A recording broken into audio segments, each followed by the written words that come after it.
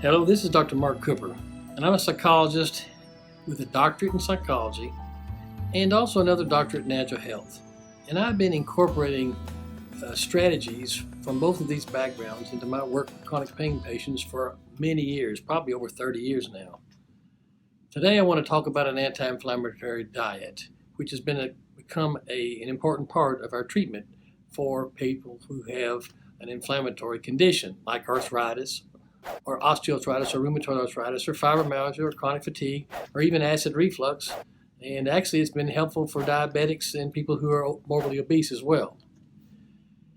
So this has become kind of an important beginning step, or an important first step in making behavioral health changes and lifestyle changes. And so today I want to talk about that in more greater detail.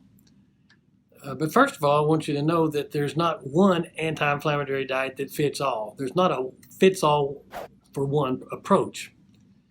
It's one aspect of a total program, and that would involve many lifestyle changes, including adding an appropriate exercise program, some nutritional supplements, some stress management techniques, and even some medication management. And some of these other things I'm going to go into in other video presentations for you.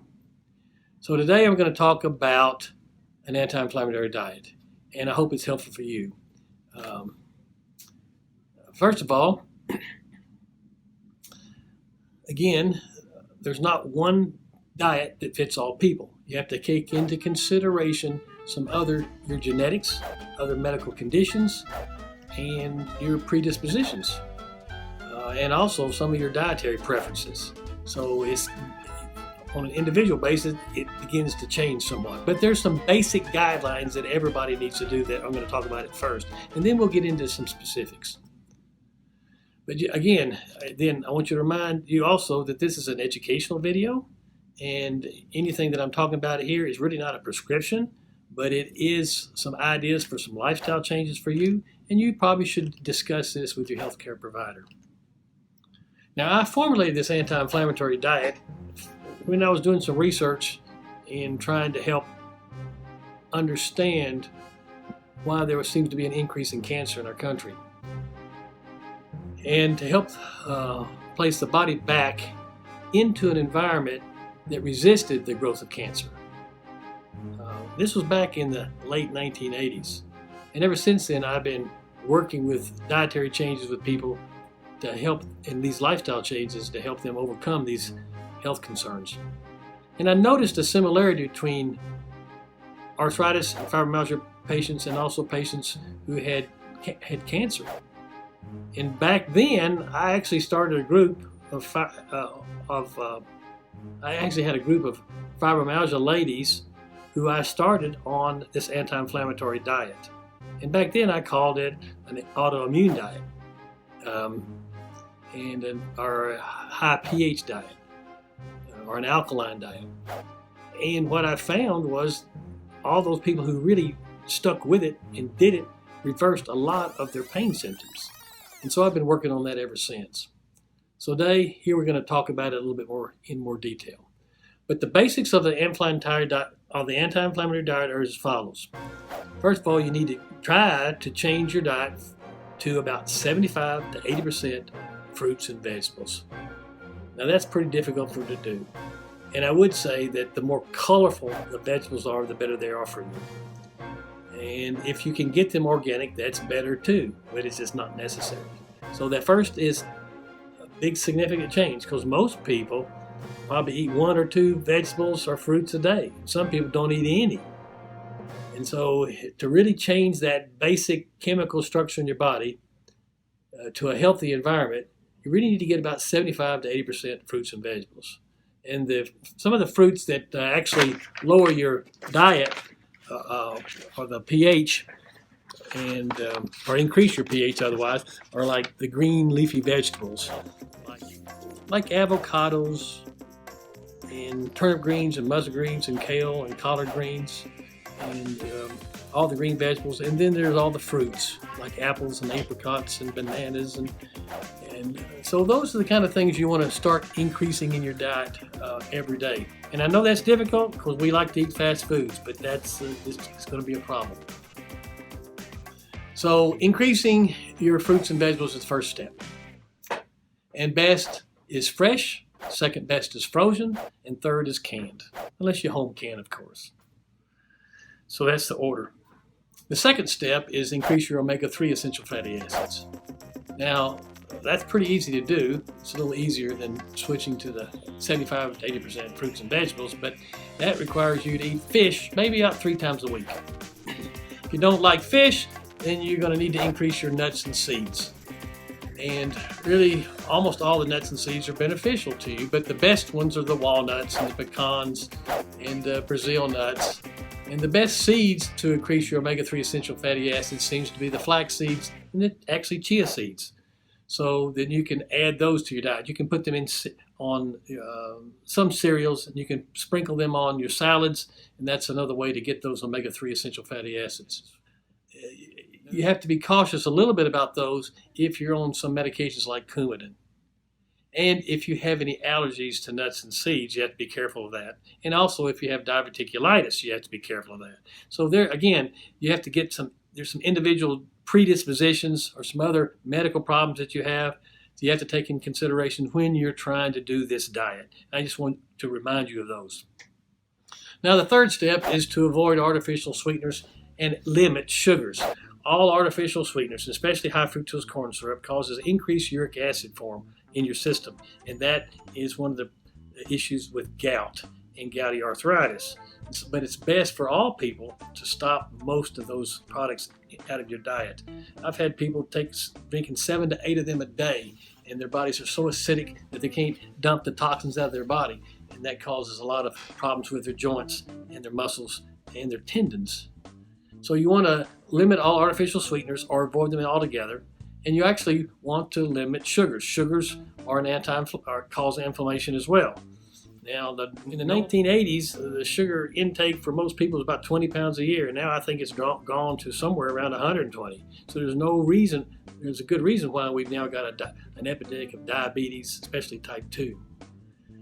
So, but from a pain perspective, all artificial sweeteners and sugars cause inflammation in your joints, and you may not have known that. Especially high fructose corn syrup products. They actually cause increased uric acid in your system, which is one of the reasons for gout. So you want to avoid all sweeteners and most sugars. If you have to use sugar, I use sugar in the raw, or what's called turbinado sugar, and honey, and I'll use those in preference to the processed sugar. And that's a little bit better to do. The fourth step is to avoid alcohol products and tobacco products. All alcohol, again, converts to sugar, which causes inflammation. And especially if you're going to go on this anti-inflammatory diet, you need to avoid alcohol because it limits your ability to detox better. And if you decide you want a detox program after you do this anti-inflammatory diet, which will be a second step in your health, a second step to get your body healthy, you really want to avoid alcohol. The fifth step is you want to avoid table salt, regular table salt. And you want to choose things like Himalayan salt or sea salt to use, because the regular table salt has a different pH level, and it's a little bit more acidic and causes more acidity and causes more inflammation. Especially some of the new research indicates that if you use table salt along with tobacco products, that's a double whammy for you and actually increases your inflammation even worse. Step is you need to check and see if you have any sensitivities to the nightshade vegetables. The nightshade vegetables are tobacco, but also eggplant and tomato, white potatoes, all green peppers, and paprika. Now these, for some people who are sensitive, cause significant inflammation in your joints and your tendons. Now, there is one researcher out there who has spent a lot of her career working, just helping people avoid those specific products, and had pretty good success at treating fibromyalgia and arthritis patients just by getting them to eliminate that out of their diet. But not all people are sensitive to these foods, and you'll need to test them. And in a later video, I'll show you how you might be able to do that. But for right now, in the initial steps of your diet, it's probably a good idea if you just eliminate those from your diet. Stick with the fruits and healthy vegetables for you, and then add each of those nightshades back one at a time to see if you're having any increase of your pain symptoms like your joint problems. Or actually you could have some extra fatigue or tiredness with some of them. So just check that and see if that works. Now another step is to add some spices to your diet. The spices that have an anti-inflammatory effect include ginger and turmeric, aloe vera, parsley, cilantro, coriander, and artemisia or mugwort. Now all of these have an anti-inflammatory component to them, but if you're going to take them as a supplement to see if that helps your arthritic or fibromyalgia pain, you probably should just stay with one at a time. Take it for 2 to 3 weeks before you add another one. And like for ginger, you might want to add a 500 milligram ginger capsule twice a day. That might be an option. See how that works for your arthritis pain. And I personally use a combination of turmeric root and ginger and actually diatomaceous earth. But that's another deeper cleansing program. There's also some supplements and vitamins that have been very effective and very helpful have been found in research to be a benefit for arthritis and inflammatory conditions, and especially D3. There seems to be an epidemic of a deficiency of D3 in this country. So vitamin D3 is a consideration. You can also use some glucosamine and chondroitin along with hyaluronic acid. MSM has been very valuable, and also some minerals including boron and magnesium. And I would specifically note that boron seems to be deficient in most people who have arthritic conditions. And also magnesium seems to be a deficiency as well. And I found magnesium quite helpful for people who not only have the arthritic conditions but have migraine headaches or have restless leg syndrome or just jumpy legs. And that's been very helpful for sleep. So you can add those strategies to your lifestyle changes. So you've got an anti-inflammatory diet and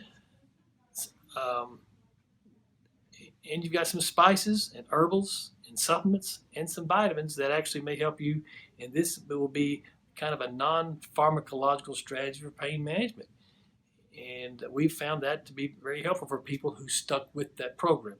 I would caution you and note that in the past, I've seen people do really well with this program and then go back to some of the old lifestyle changes and some of their pain patterns come back.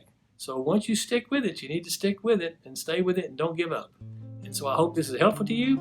This is Dr. Mark Cooper again, and good health, and may you make your food your medicine.